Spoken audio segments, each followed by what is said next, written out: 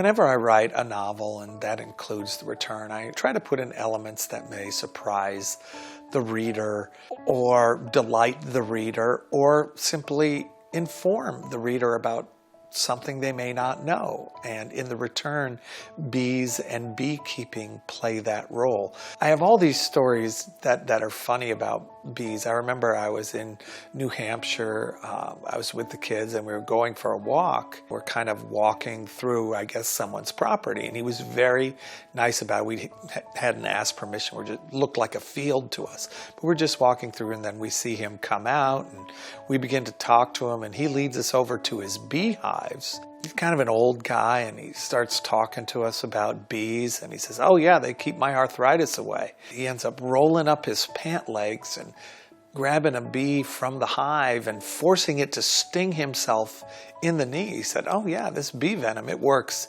really well for arthritis.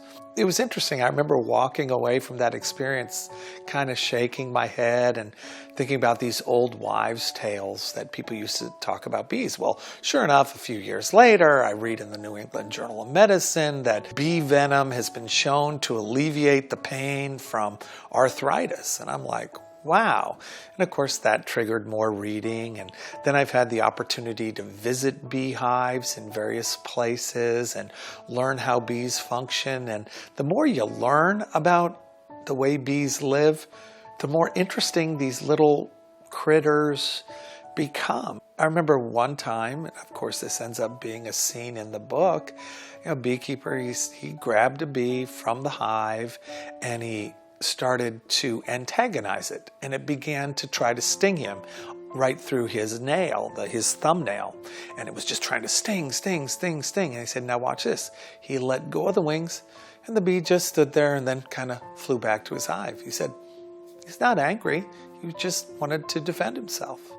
And I was thinking, wow, that's really neat. They don't even hold a grudge, you know. They do all this, and we take their honey out of their hives, and they're just such nice critters, I guess. And so in my novel, The Return, the grandfather who's passed away was a beekeeper, and when Trevor goes to the house, he becomes the temporary beekeeper.